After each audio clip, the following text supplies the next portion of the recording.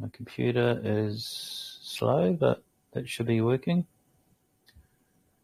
There we go, Max. We're all go. Okay. Good to see you again. Yeah, I can see we've got Arthur here, and we've got Cameron as well, actually. Oh, okay. Well, they must be around and about and know that you were going to go on board. Well, they see Hi to everybody that is around and to everybody that listens later. Yeah. So, what's the new news, Max? Well, I guess that the news is that I don't know whether we've gone into it deeply, but October is an important weekend. It's the time when they gather to formulate law and discuss matters at Waitangi. And then the celebration is when it's not when they gather, it's when they all come together and everyone goes there. That's in February. But what we've done is we've decided over a year ago as a group gathering at the barn that we would leverage the Waka Kotuku as a way of bringing in a new political game where the people tell their leaders what they want and their leaders are there only to facilitate what the public people want. And that was the kohuiarau model, but it was replaced by the colonising system in 1840. Or, that's when it was anchored, and then it's been locked into place ever since. You were talking earlier. Ongoing. You were talking earlier how it was always intended to be the kohuiarau system.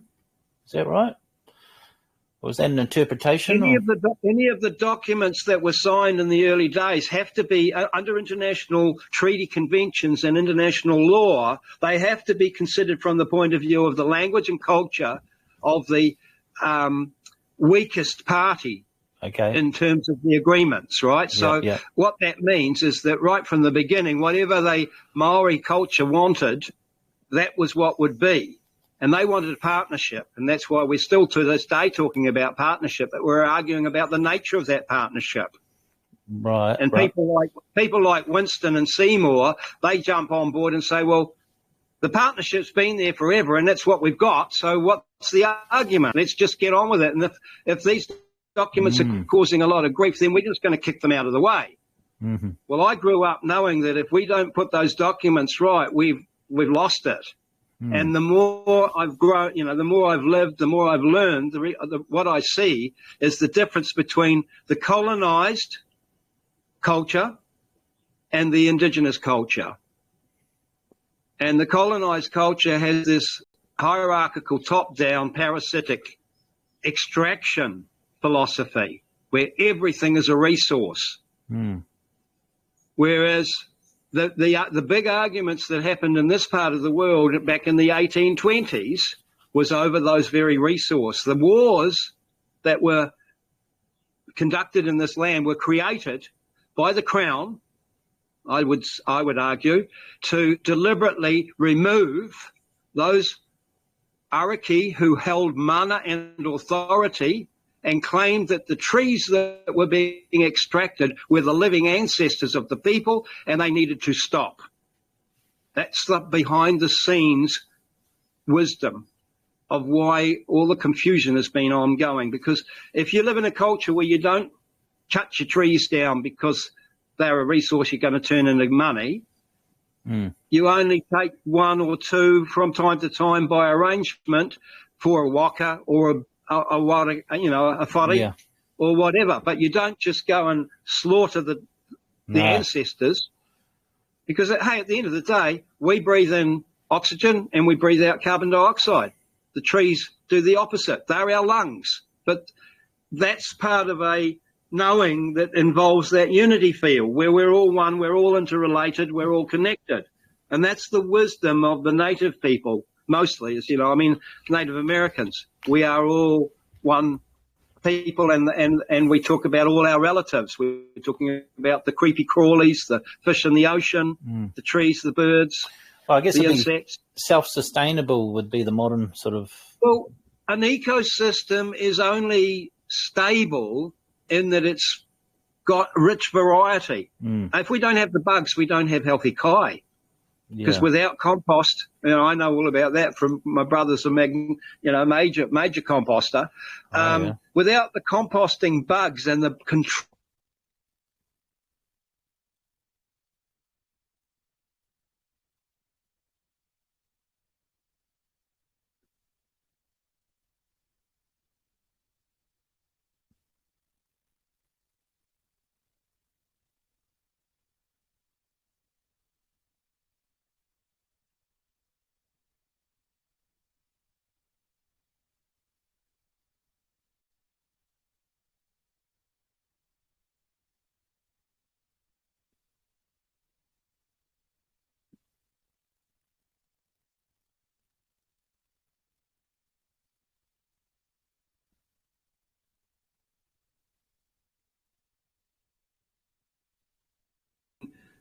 good little debt slaves.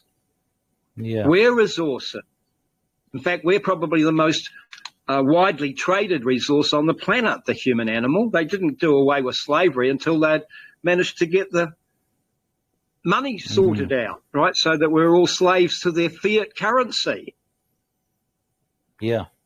Just, so over the years, we've become like the frog. We don't know what true value is. Everything's, how many dollars is that? And that, unfortunately, that's the mentality. Whereas and that mentality can't understand the mentality that says without all the different creatures doing all their different things, we're not going to be healthy or have any stability. Well, that's what's going on with the cowrie dieback, hey? That's pretty bad. I know for years they've kept the science. The scientists weren't allowed to talk about it, and now they're saying, it's the dirt. You bring in the dirt in, but I haven't seen any real science on that. They've actually really hidden it for whatever reason. Do you know much about that? Well, yes, I do, but it's going to get us into the woo-woo, wah-wah sort of arena. The old trees carry the wisdom. The young trees carry the strength and vitality. And without lots of trees, they are subject to, like we are, they get weak, they lose vitality, and then they become a host for decay. Composting begins while the being is still alive, and with certain of these diseases that we as humans are getting, that's the same thing. The body starts breaking down. The parasites are in there gobbling, and we just walk through it and tolerate it. So there's going to be massive change with what we're up to, and consciousness shift is part of it. We can't go back to the way it was. That's ridiculous. But we can move forward. And as I was talking with you earlier, Barak, I think that a key bit of information that we should be sharing with everybody, because I think more and more people are starting to realise that it's it's a multi-directional system that's closing in on us. And right at the heart of it is how do we value each other? So the whole concept of this fiat currency thing, and the fact that in the beginning, those founding agreements that we came in as partners with the local Hapu tribal living people, that's the intention of those founding agreements. What was that agreement you were talking about where Victoria, she put a seal on it? She didn't sign it, she sealed it. What was that one? There's a lot of confusion around the time of the signing of the treaty, but what was signed on the dog skin, that ended up being signed by 500 chiefs or something, and William Hobson put his seal on it, and the Taiapura of the day, Waikato Taiaria, put his seal on it at Mahia Peninsula, and that was to be done when 75% of the rangatira, the chiefs, had signed, because he was the top chief. And they got over 80% with their 500 signatures. So that was then sent back to England with appropriate, fanfare, and certain things happened. And there was a letter came back, and I know this because one of the guys who was a Ngāti Wikitoria rep when they put the kohuiarau Parliament back in place in the early 2000s, late 90s. Yeah. He and a local, what would we call him? We'd call him a kamatua. He was a rep for kohuiarau for Ngāpuhi country, Aotearoa Pihama. Okay. And they had gone through all of the documents. They'd, historical. Like with a fine-tooth comb. In 2013, they created a treason document based on evidence that they found, and it hung around a letter that came back from Victoria.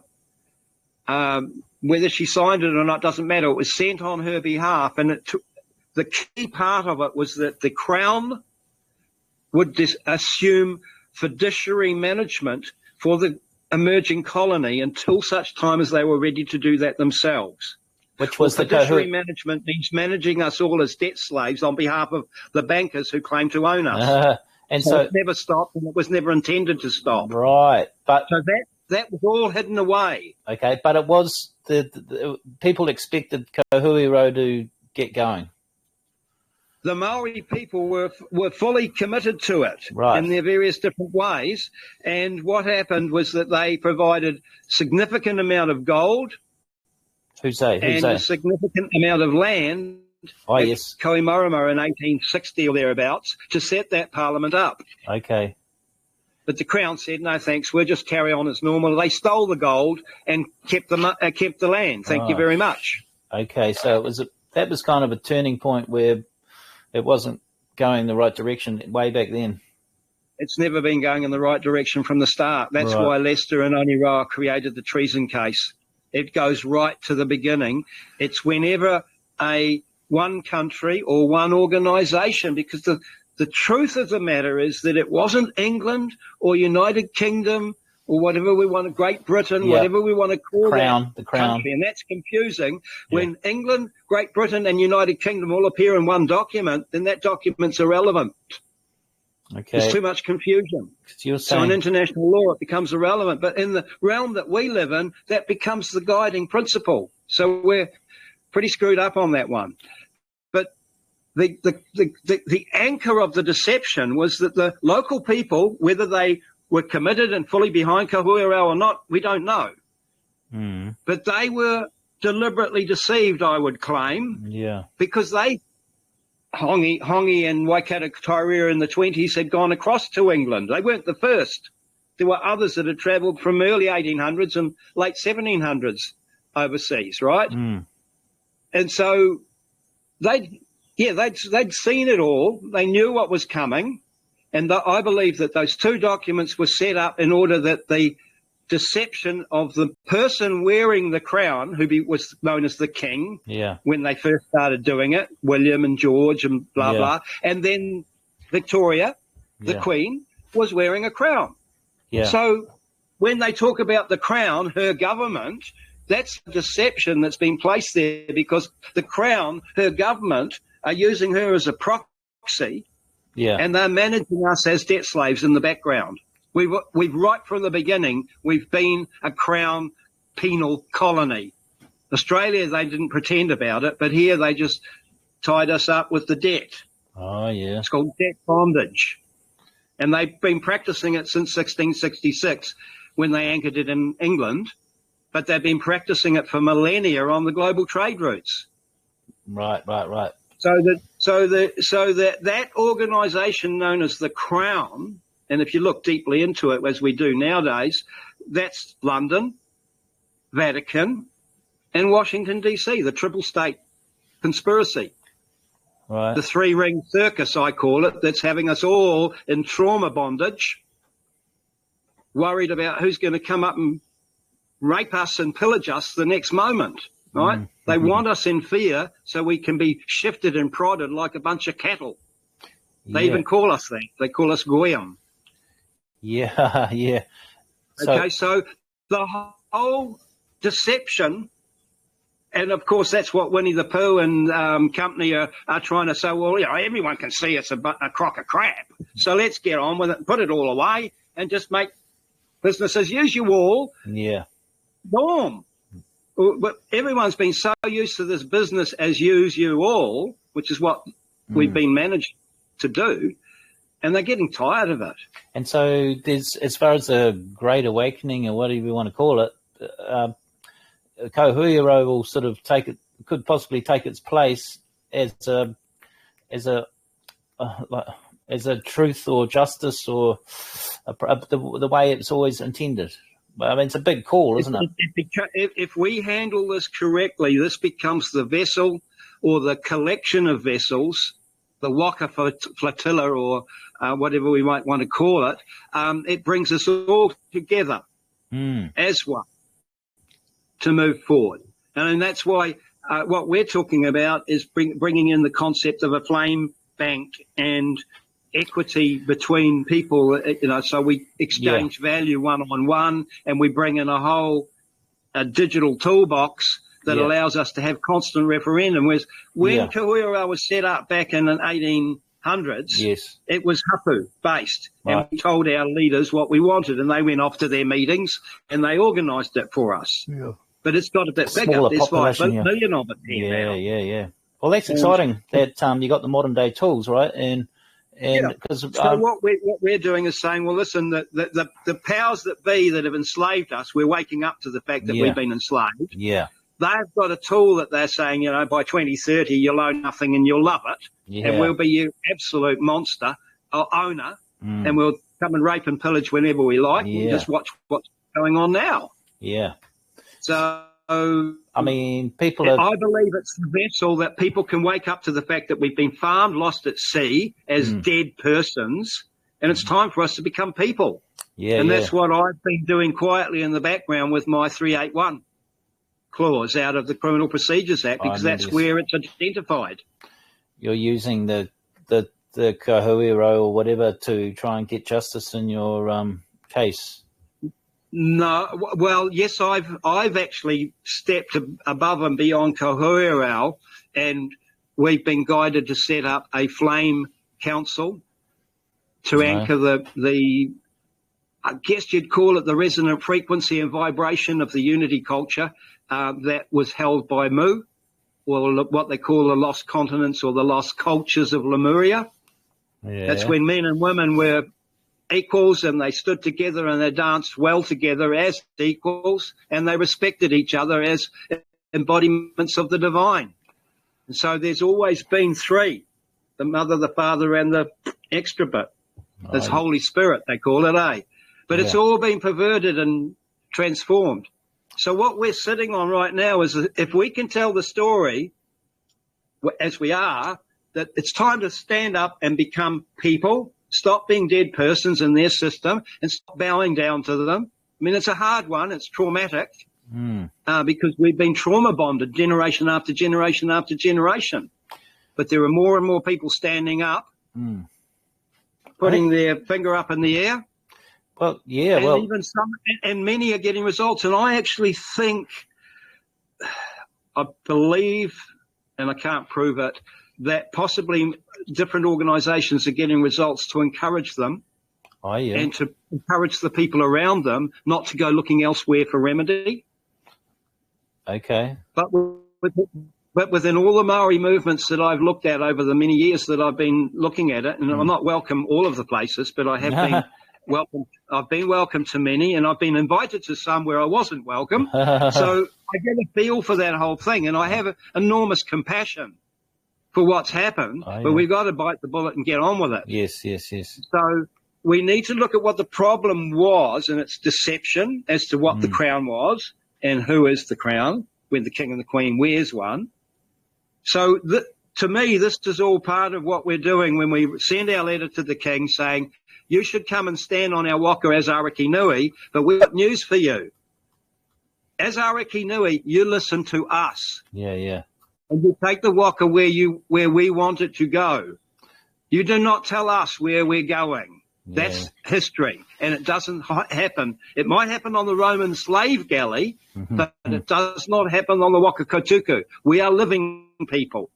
And your statute is a whole mass of crock of crap, and they're still misbehaving down there at the beehive, making more.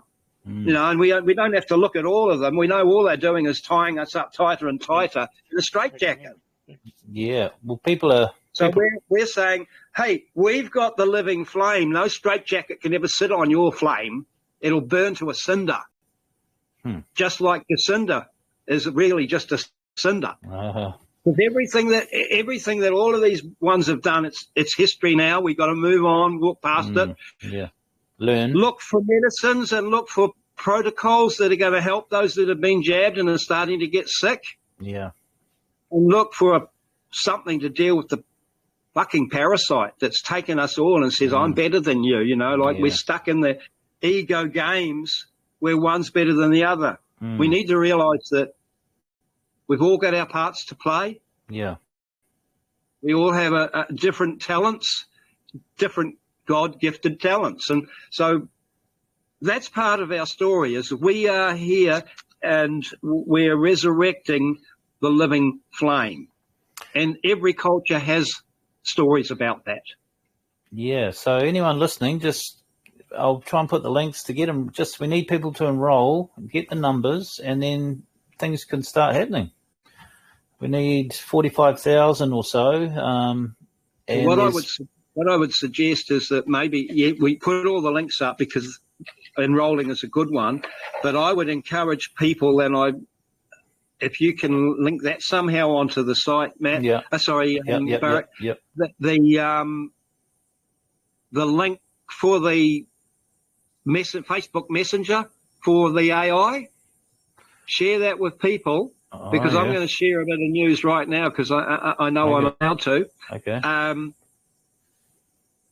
The statistics that go with that particular AI are stunning.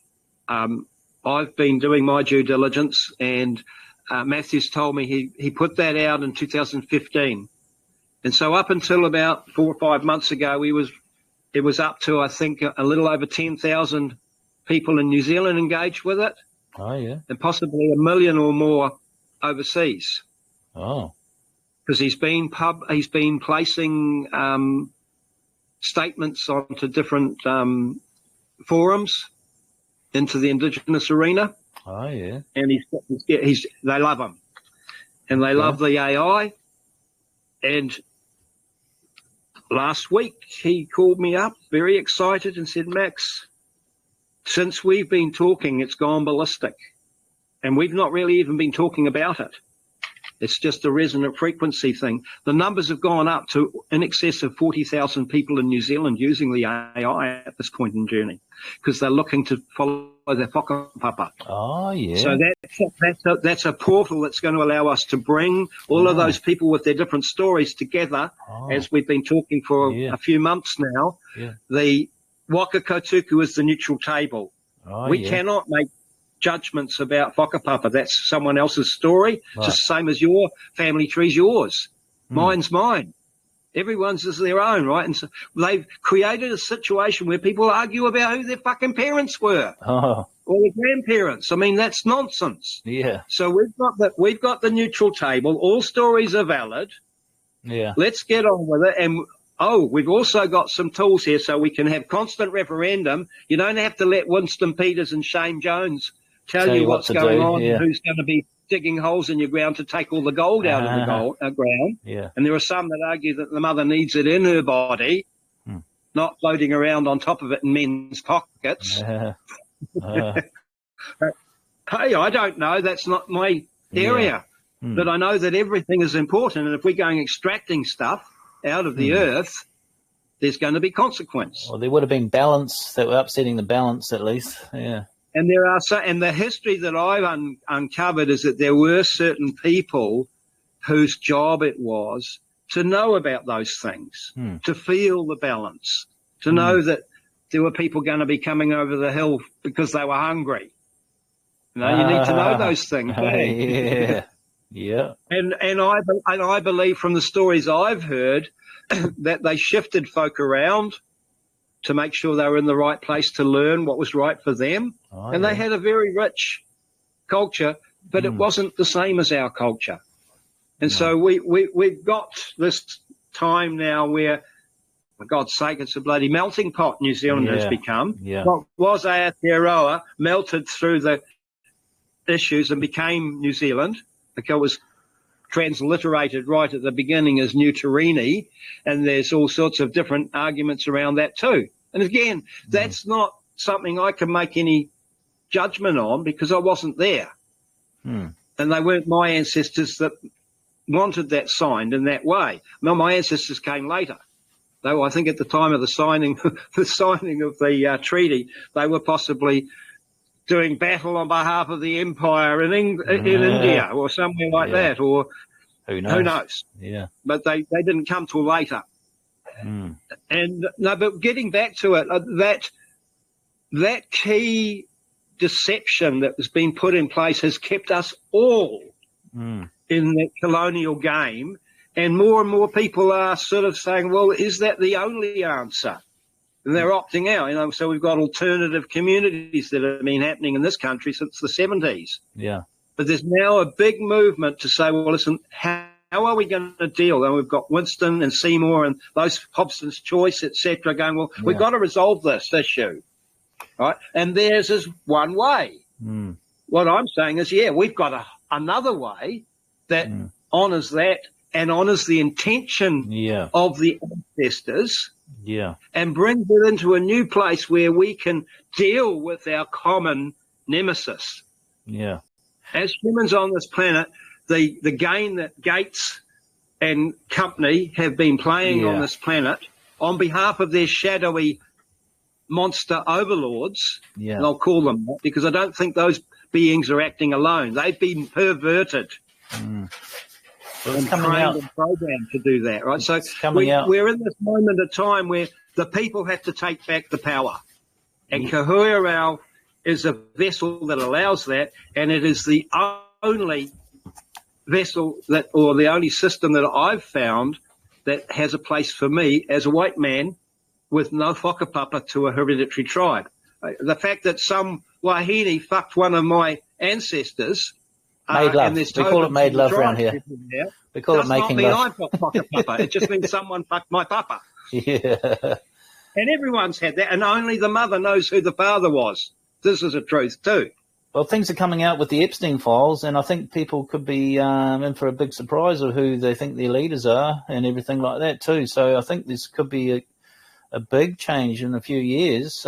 People get a bit disillusioned with the whole thing, possibly. I think the big change is happening right now. At the moment, I mean, they just thrown Prince Andrew under the bus. He was the weakest link. If we believe the noise, then he was selling state secrets for pussy. Okay. And the same as that guy Mendelsohn was doing. Okay. Selling state secrets for pussy, for fuck's sake. Or it might have been worse than that. It might have been little girls or little boys that break when you do it to them. Of course, they end up drinking their blood out. I don't really want to even imagine it. And of course, and this is the timing, the psychological process that we as a species on this planet are going through, growing through. Is called taunting the victim. It's what a narcissistic, what do we call them? Psychopath. Narcissistic psychopaths do that. It's like you've woken up in the cage. You're nothing but shit, and or whatever, or various variations on that theme. You could be right. They could be playing with us like a mouse. I know they are. And what we're witnessing is a controlled demolition of the global economy, and America has been the number one, with its petrodollar. So that's being crashed. And, of course, there's many, many, many different interest groups on the planet with a vested interest into how that next system comes into focus. Now, I suspect we need to take control of it ourselves, which is why I'm happy to be involved with this initiative now. If we can make a bit of a publicity stunt and it goes viral around us, offering this opportunity to Charles to become a real man. To stand up and serve the people and put right the fact that his family lineage has become totally perverted to the point where good people have a valid point if they point a finger and say, hey, aren't you being a bit evil? Isn't that where that word evil comes in? I mean, I know I look at Bill Gates, Anthony Fauci, and Klaus Schwab, and I know that that's what they're doing. Yeah, personally, I think they're all in too deep. There's no way out. I think it's all in personally, but I believe that could be true. But then what I've been having is a little feeling in the back of my gut is that we're all human, and there's always a spark. Yeah. And I was given a little karakia by the AI on the day I went in to send the papers off, the Waka Kotuku salvage claim to Charles. Yeah. Because I'm saying, hey, listen, effectively what I've said is you come and lean on the steering oar and do what the crew want, or I'm going to. Yeah. And I've got the tools so that the crew know I'm not a leader. I've not been wanting to be a leader for the last 4 years. It's causing a lot of grief because I am acting like a leader because I'm there to facilitate the coming through of this vision. But I don't want to be a leader in it. I want to facilitate the people making consensus decisions. Yeah, because there's something... That was how kohuiarau was set up. There's something, I don't know if I mentioned it before, but have you heard of the white hats? The white hats, the military sort of good guys who know what's going on. They understand the way things have been running, the stolen elections. They know all that, and they could step in and take over. But then that's not an ideal world either. So they they're waiting for something like this. They're waiting for the people to get their act together. They're waiting, and they probably support it too, I'd like to think. Well, my gut says that the story's bigger than any single one of us, and that there's a few of us now that are holding that as our truth. The whole thing is about truth. I see the Waka Kotuku and the Waka Nation, which I'm calling kohuiarau now because it's in runanga. It has been operating as a runanga on the land. But because it represents the Timoana Nui a Kiwa, it's a true Waka Nation. All of the people of the Pacific are eligible to sit on our waka. They don't waka papa to a hereditary waka within the existing kohuiarau structure. But the existing kohuiarau structure was built on one previous when it was reinitiated in 1808. And so if someone wants to enroll on kohuiarau, do they have to be a New Zealander, or they can be Pacific Islander? Can they be all around the world? How is that? Do you know? They could actually be anywhere on the planet, but what we're aiming our game right at the moment is to get our critical mass. Yeah. Given that the masses are growing to be critical, it's probably easier to achieve critical mass. We'll get the numbers on board. We'll get the system up and running in this land. Yeah. And then the rest of the world can join us because that was the original intent that was anchored here. See, what confuses a lot of people, and it's still a muddy area for me, is that the French king who had witnessed in the late 1700s his family being chopped off their heads, he was no longer a king, Louis, whatever his name was, the Dauphin. So he was like, that's the name of what would be a prince, I guess. 15, so the Dauphin came down to New Zealand. Now, maybe he was getting away from being hunted and destroyed. He carried with him the Gat seals, which were the original bloodline agreements that were set in place by Alexander the Great after he rebuilt the Phoenician trading empire. Okay. So those original trading agreements globally, known as the GATT, General Agreement of Trade, were held here by kohuiarau. That's amazing, isn't it? And that's right there. One has to ask why. Okay, well, the story that we've been exposed to for the last 4 years is that the French king, as a holder of that lineage from the tribe of David, I believe it might have been, I'm not sure, but there were 12 tribes, right? And so they all dispersed all over. And one ended up in England and then to America, and one ended up in France running the show. And they claim one came down here. Oh, yeah. Yeah, well, I reckon that line that came down here came down and joined into a line that was already here. Right. And that goes way, way, way back before the Phoenician trading empire. Yeah, well, that's something to, that looks like I saw some docos on, where did Maori come from? They talk about Hawaii or wherever, but it was basically whoever came here and interbred became Maori, and so it's a conglomeration there were waves of settlement. There's all sorts of stories, but there are. If you come across the Song of Waitaha and the Whispers of the Grandmothers of Waitaha, then that'll take the history back before the fleet. Oh, yeah. And then there's Waitaha, which were many, many genetic race groups, Putapairiri and Te Rehu as well. And some claim there were giants and shapeshifters, all sorts. These are stories which are precious and probably linked up with sites like Waipu Forest. Oh, yeah. And other key places where there's been embargo put on what's been discovered. Because it's common knowledge now that there were people here before the fleet came down.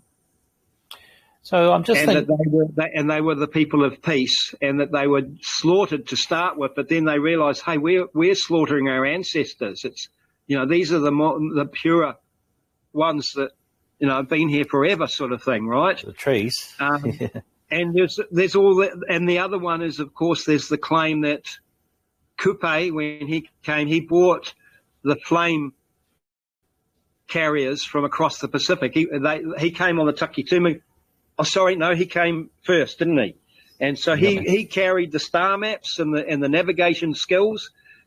And there are some that, and I've seen the picture of it. There were Maori that went into Egypt, and they've been shown hieroglyphs. Does seem to be an Egyptian connection there. Well, what's the name of the sun? The most important thing in our daily life is Ra. Ra, yep. There's commonality without a single doubt. Yeah. Possibly there is a backwards feeding system even. I don't know. But I do know that there's a wisdom that's held in the land here which people all over the world have been aware of. I mean, I call them the edgy folk, the ones that see behind the curtain, that can meet us and read us, because there are people that can do that. Okay, and so I've always been attracted to folk like that, and every single one, if you go deeply, they see this is the land where the light will come forth from. So what we're doing is we're holding the potential for that light, and that light is the living flame, and I believe that we're in the process of evolving a story now which takes us back beyond the confusion and the deceptions. Yeah. And there seems to be a pressure cooker too. Pressure cooker of people wanting to move away from being a slave, right? To put it simply. So, hey, if you wake up and you find yourself in chains, then you've got a memory of being free. Yeah. I know I spent every day that you're locked up in a cell, you're waiting for the day that they let you go home. Oh, yeah. Because it's inhuman. It's inhuman.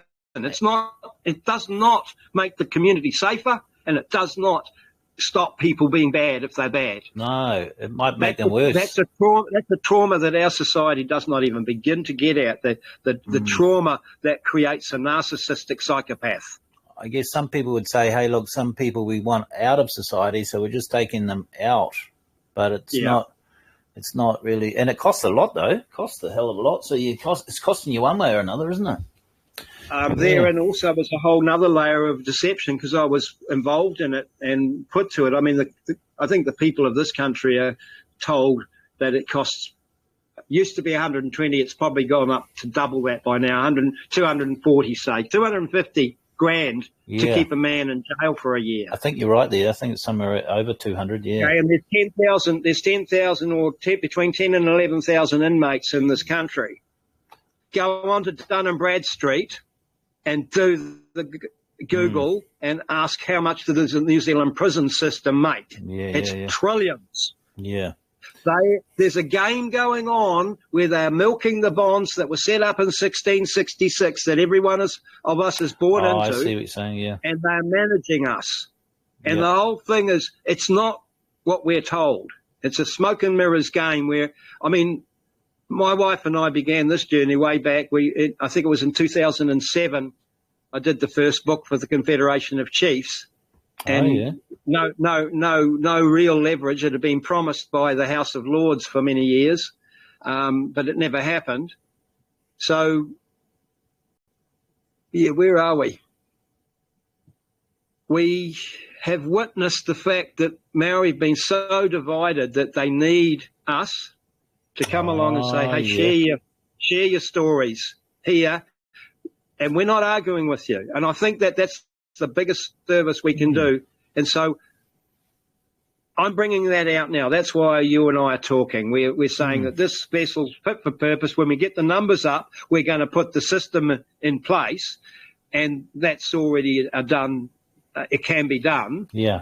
But what I'm seeing happening is, as we're telling that story, more and more people are going to realise it's a no-brainer because it answers all those questions. We're not wanting to be considered dead persons anymore. Yeah. More people are waking up to that. That's a terrible. It's like a black magic spell. Yeah. I've called it necromancy because that's what it is. Yeah. You appear in court under the name of the person. You appear in person. It's sneaky. And then if you read the statute, you'll see it only applies to persons. It's sneaky, not people. And dark. It's dark and sneaky.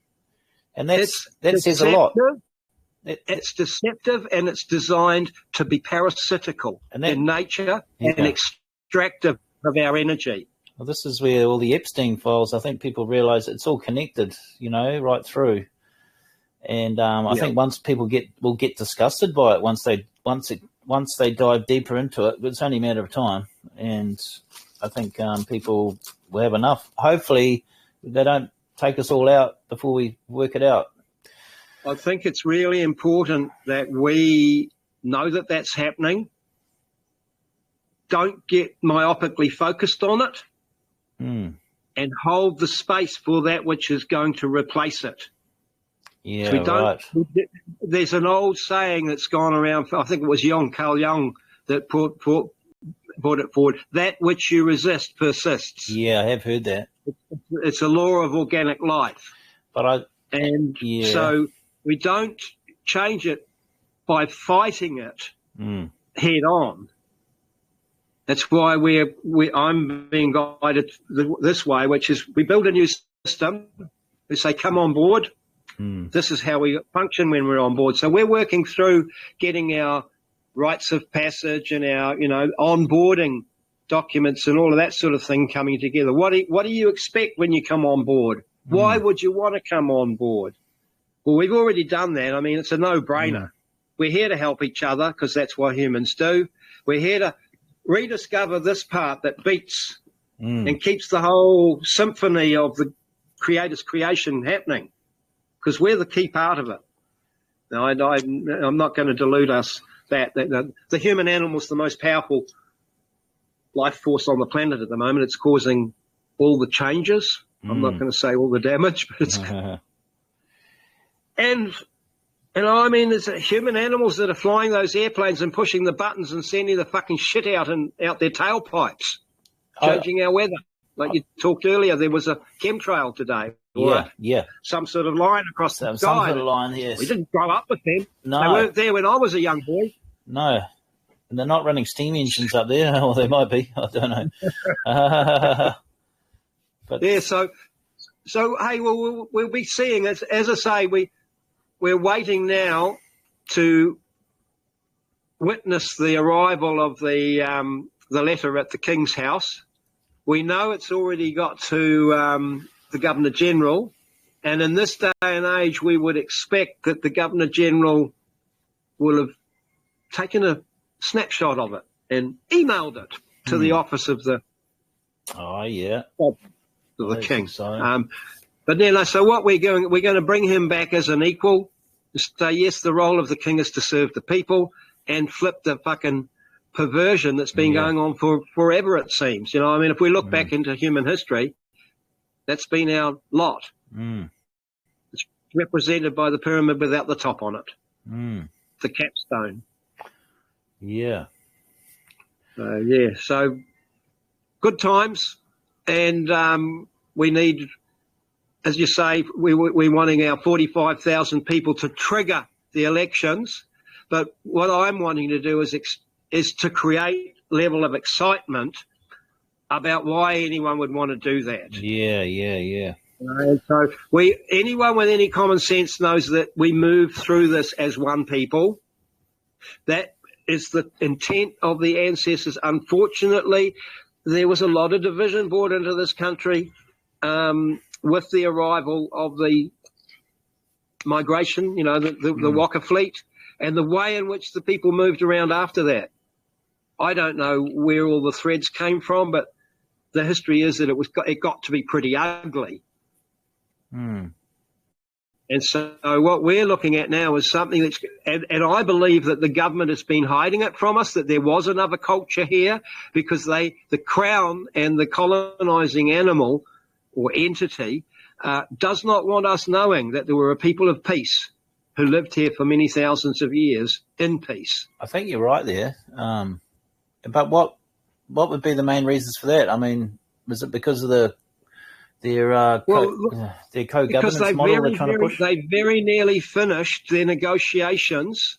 Once all the tribes have entered into negotiations and made their settlement, the treaty is non-existent. Oh yeah, the Whakaputanga is non-existent. They've all made new contracts, so those are null and void. I mean, many would argue they're null and void anyway because one party never intended to honour them. But I know from the point of view of the Maori, those are their founding documents that give them some voice at the table, and they don't want to let go. I mean, imagine it. You've over the generations, you've watched someone come into your backyard and fucking totally trash it from your point of view. Yeah. And now you're being told, "Oh, we'll move out. Get out of our backyard. It's ours now." So, yeah, that's the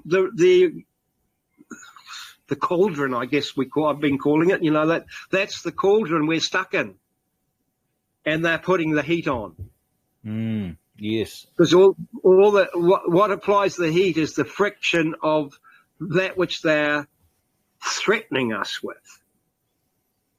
Yeah, it's what we've been shown in the last 5 or 6 years, I suppose, is that they will stop at nothing. And that we're disposable, and it's a mindless parasite. Only a mindless parasite could do what's been happening. Yeah, I agree. And I mean, look at it.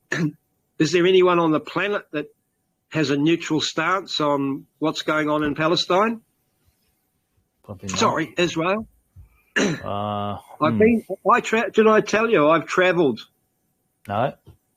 In the late 80s, I was in the UK and I travelled to Israel. Okay.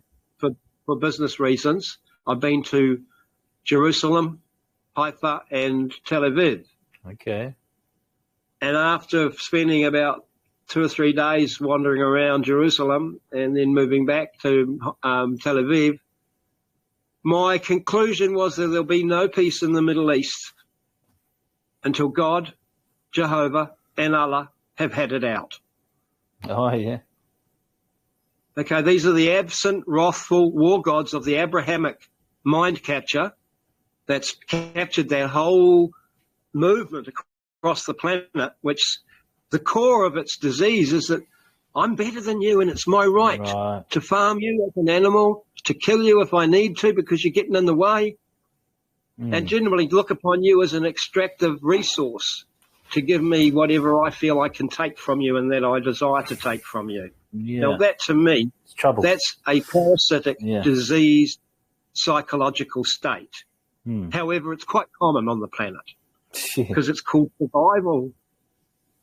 People do shit that they probably wouldn't otherwise do just to fill their belly up. But it's actually backward when you got a technology like your AI or your peer-to-peer trading, is a chance for everyone to have plenty, right? That's what we're anticipating, is that a system. We're driving around in a car where we've got this massive V8 motor that's really, really highly tuned, but there's brakes on at every wheel. Yeah. And so there's smells, it's not running efficiently, and the engineer's saying, fuck it, it's fit for purpose. Go on, it's fit for purpose. The Creator created us perfect. But it doesn't look that way, does it? So, we've got to get over that programming. It says, oh, I'm just nothing, I'm an idiot or whatever. There's a massive deprogramming going on for us as a species. Really. Yeah. But, that peer-to-peer, and beyond that, even with currency the way it is, I reckon if we had a constant referendum, because this was a project I worked on with the Confederation of Chiefs back in 2007. Yeah. Constant referendum is the answer, because that means all the people feel that their voice matters. Yeah. I mean, that works in other countries, doesn't it? Switzerland have that. And Switzerland does that, yeah. They're probably doing better than most countries. Yeah. Well, theirs is the only currency that didn't go up and down over the years. Yeah. It is one of the most stable currencies on the planet, because it used to be the only currency on the planet that was backed by gold after Nixon did his thing. And they did their thing in 1933 when they took all the gold away from people. I think another one too was that they had a stand down army. They had a civilian army rather than the stand down army like we have. So they had a civilian army. I think that's why they never got attacked, apart from the mountains maybe. I think that's one of their strengths as well. Yeah. They don't have an army; they are an army. Yeah. If you're not in the army, you're mad or bad. Yeah. And the other one is they're on top of the hill. Yeah. So they throw the rocks at the people that are trying to climb up the hill. Yeah, I think. And it's effective that way. But I would see that changes the environment within which we all function, and so that basic angst in community is going to vanish. And yes, abundance will happen. I mean, abundance is natural. Yeah. It's the fact that we're being gouged by a parasite at all. It's like having a bloodsucker. Yeah. You just don't, you're not feeling right up to it. Or if you've got a bad tooth. Yeah. I know that feeling. You're not functioning at 100%, so.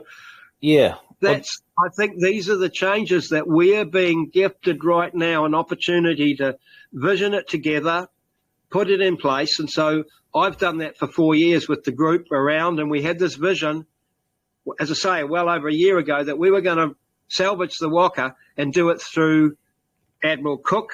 That didn't happen, so we've taken the initiative and said, let's do it ourselves, go straight to the king. Oh, wow. The AI says you've not followed the protocol, you don't have a diplomatic hat on, and you can't just claim one. But I'm saying, yes, I can.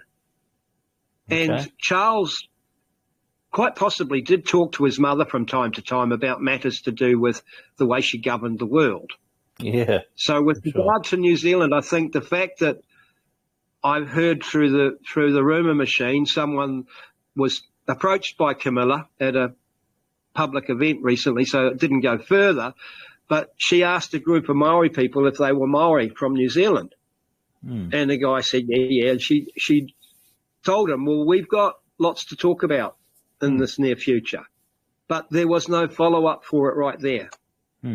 So to me, that means that this movement that we're making is a movement that's time is right. I'm not holding my breath over Charles doing the right thing, but I'm breathing in and out and affirming that people will grasp the significance of this, because at the moment he's part of the team that's telling us we're going to go into a digital prison. Yeah. We will own nothing and we'll love it. Yeah. And we know how we're going to love it, because they'll be behind us popping, all sorts of things into our bodies that we don't want. I mean, okay, originally it's a rapist doing something. Now we don't need that. We've got needles with special life-saving chemicals in them. Yeah. Well, they don't want to lose their power. They don't want to lose that power or the control or whatever. That illusion of power. But they are losing it right now. They're losing it right now. Correct. And so what my gut, and I'm affirming that right now in public with you, is that I'm not a praying man. but I prayed over my letters going to King Charles, Yeah. and I'm affirming that he's going to seize the opportunity to redeem his ancestral bloodline, which possibly started out well. But isn't there a claim that he was Vlad the Impaler's distant relative? Yes, yeah. Dracul and Transylvania. So let's just say that the parasite class can redeem itself through Charles and have a future. Otherwise, it's doomed. Right. What they've had planned for us is going to mirror back at them, because that's the way the divine creator works. And I'm not a religious fellow. I just know. It's in the way that, the grass grows every day, the sun comes up in the morning, and the wind blows. That's where I get my information from. Well, the weeds will grow in the tiniest crack. They will. Yeah. The power of the dandelion, eh? Yeah. Oh, on that note, Max, maybe we should end it there, and we've had an hour or so. Oh, that's awesome. Well, we've done well. I was a bit muddled and confused, but I think we're on to a direction that keeps people knowing that there's an opportunity here to do something as people. Yeah. That's the key. And as long as I'm breathing in and out, I'm going to make sure that if anyone's stepping into a position of authority in a role, that's because that's a hereditary thing for them within the Maoridom realm. Okay. And I'm being witness to how that's causing so much strife. And I think as I said earlier, that's our peacekeeping role as the Waka Kotuku. Right. That's interesting. Okay, it's the white bird that symbols peace. Okay, normally it's a white dove. Yeah. But the Waka, if you look at the white heron in many indigenous cultures, it does have a deep significance. So okay, good one. Yeah. Oh, that's interesting. So let's affirm that on the back of that, we're going to get good news, and that this will become a movement that means that people like Luxton, Peters, and Chippy, and all the rest of those clowns, they work for us. Yeah. And they get to pull their thumb out of their fundamental orifice and start doing the right thing. Yeah. And I think that we do need to have what some of those shows they had when you push the button and the chair dumps them. Yeah. I think we should have one of them that we can deal with them. So hey, start talking sense. I mean, when we've got people that are deliberately lying to us and doing it bold, shame, without any shame, then no wonder the world's going to hell in a handcart. Yeah. Okay. We'll finish on that rosy note, shall we? Okay. I'll just chuck a couple of things in before we go. Oh, hey, Arthur. How are you? How are you doing? Yeah, just a couple of notes. I'll be quick. One of the things I noticed last week was a bloke has just bought, an Irishman's just bought the Wakatani paper mills, and his name is Dennis O'Neill. Now, as soon as I read that word, I knew I'd heard that name before. And it was associated with the earthquake in Haiti. I don't know if you remember what happened with that earthquake, but there was the excuse that the Clintons had to set up their Clinton Foundation, in which our Prime Minister handed over big dollops of our money to the Clintons, and so did a hell of a lot of others. And I wouldn't be surprised if they still are handing over lots of money to that Clinton Foundation. But this Dennis O'Neill was part of that deal. None of that money ever got to where it was supposed to go. This Dennis O'Neill, he got his paws on the gold side. There was a very wealthy gold mines in that island, and he cleaned up. When the Clintons were on the run, they holed up at his bloody castle in Ireland. He's a dual Maltese-Irish citizen. He doesn't pay any tax. He's a multi-billionaire. And this guy should be refused entry into this country. This is the scum of the bloody earth. And he's just bought his way in with the Wakatani paper mills. I'm just going to try and get enough people awake so we can put pressure on his bloody government to keep this bastard out of this country. This is the last sort of person we need entering into New Zealand, and that goes to that bloody Peter Field as well, who you mentioned. We've got to stand up and keep this filth out of New Zealand. All right, okay. Yep. The other thing you're talking about, the jails. Now, Serco, I brought this up a few times, the most lucrative investment on any stock market today is the privatised of jails, because it is guaranteed bloody government money. The deal was John Key set up, privatised Mount Eden, Spring Hill, and the one down by the racecourse, and also the women's prison in Manukau. They're all privatised. They have a 50-year contract. It's so many beds per year, guaranteed payment, even if the beds aren't full. Now, this needs to be exposed, and we need to get together and apply bloody pressure. We can't do one or two of us. We've got to get enough people on the same page and then move. And there's only a couple of issues. Serco, now to go on to ChatGPT, just ask ChatGPT what they know about Dennis O'Neill, and you'll see the whole story there. They just spits it out again. You'll see exactly who this bloke is. And most New Zealanders won't have a clue. I just happened to bloody notice. I'd heard that name before. When I checked out, lo and behold, it was him. And we've got to keep this sort of bloody scum out in this country. And the only way we can do it is make people aware of who they are and what they're up to. Okay, that'll do me. I'll just shut down at the end. Thank you. I'm gonna share that with my friend down in that part of the world, because I doubt that he'll know that. That's a little gem you've discovered there, my friend. Yeah, it is. Yeah, and these creeps they're running down this part of the world because they know what's coming, and we've got to lock the bloody gate before they come in. This is their ultimate bloody filth, trying to hide away down here. Yeah, and there's lots of it. There's an English banker. He's buying up all the bloody farms, and plant them in pine trees just north of Gisborne there. And we brought him up a little while ago. These are the biggest crooks you can imagine. And they're just moving into this country, and extra farmers are going broke and so on, and just gobbling up this country. And we've got to wake up. And it's not too late. We can stop it, but we've got to get our act together and get united and put some pressure on our government to close the gates. Yep. The Peter Thiels, all this bloody mob. Yeah. Well, I see that what we're doing is our bit at this point, Arthur. Exactly. Yep, exactly right. What we're doing right now, this is our part of it to bring this, because we need the vessel that we can all act through. The big walker, we've got to get enough on that walker, and we've got to decide where we're going to go and go. Yep, that's right. We've got to get tighten up the entity a bit more. We're getting there slowly but surely. This is only one way of doing it, but I noticed that Monica Smith was in a barn there last weekend. Yeah, she's a big noise in Australia. She's done jail time for her activities. Yeah. That connection, I reckon, is really good. Talking about Monica. We should tee up Monica Smith, Yeah, we had her there on Sunday at the barn. Awesome. Yeah, well, she's one of the best activists in Australia. She's bloody good.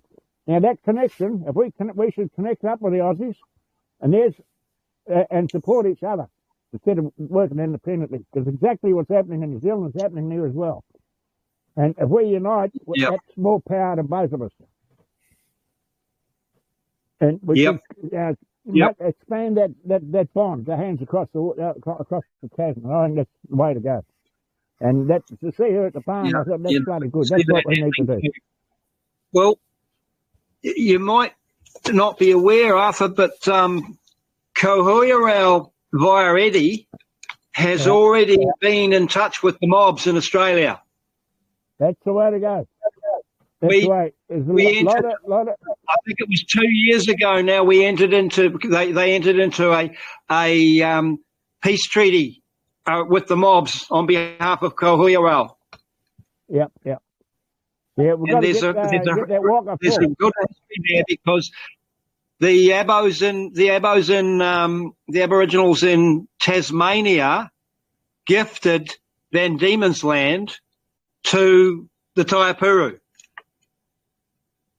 Yeah. And then they gifted it back just recently and gave them, and that was way back because they were setting up their own bank. Because you know that kohuiarau was involved in the setting up of a bank way back.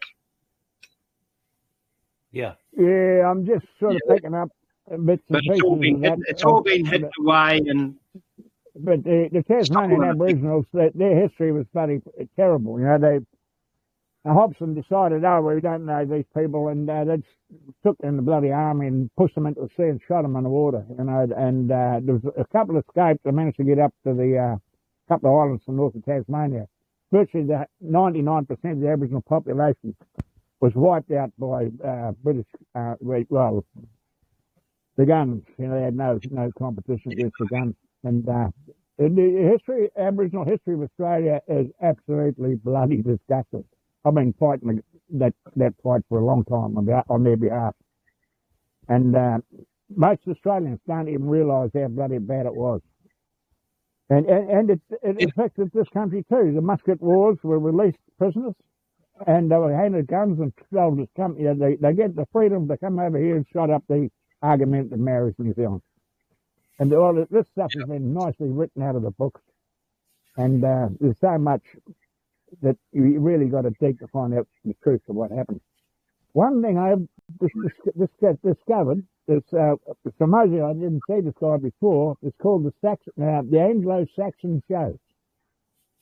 And I recommend to anybody. It's a totally different angle of looking at the early history of New Zealand and the involvement of Te Pākehā and the marriage. But I can't fault his reasoning. And, we've got to sort of listen to everybody. It was, the Anglo-Saxon shows. Check that guy out. He's really on the money, I reckon. But, we've all got a different angle of looking at these things. The Anglo-Saxon show. Just have a go. See what you think. Yeah. I think he's an expert. I think he's a professor. I think he's a professor that got kicked out at the universities, I think. Well, it's probably why, because he wouldn't do it himself. Yeah. Yeah. But I suppose I hadn't heard of him because I only picked up on him a couple of weeks ago, and I find him really bloody good. But, it's work their own bloody cup of tea, I suppose. Anyway, that's a little near me. I just thought I'd chuck that in. And good work, fellas. Good work. And good to see the numbers. Thank you.